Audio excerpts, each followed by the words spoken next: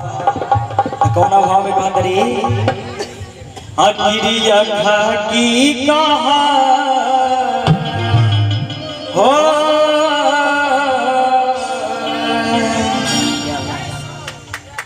कहत रही अड़िया अकिरिया की कहा ईमानदारी से अकिरिया की कहा ईमानदारी से आ प्यार नहीं हरे तक रही ससुरारी प्यार नहीं हरे तक रही ससुरारी बता के कहा हो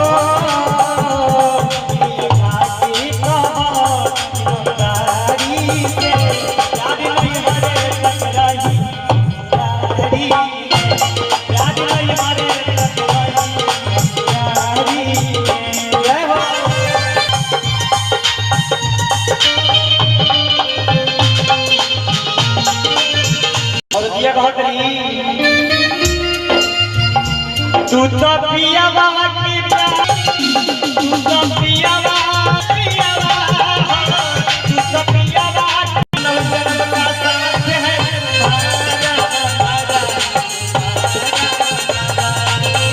जन्म का साथ है तुम्हारा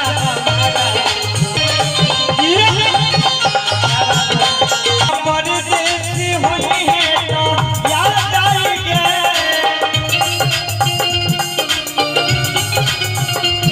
पिया परदेसी हुई है तो याद आएगी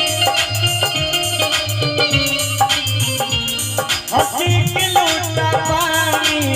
पिया भूखी ना याद आई केवल के हो याद आई जीतू के वफादारी याद नहीं हरे तक रही ससुरारी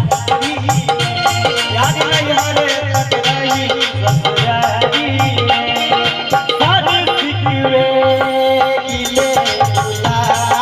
के कहो सारे सिकवे गिले बुला के कहो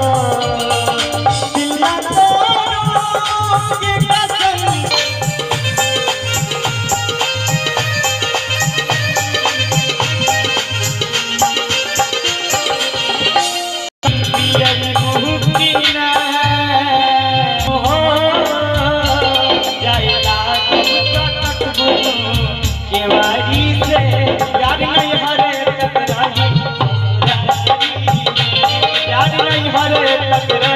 ससुरारी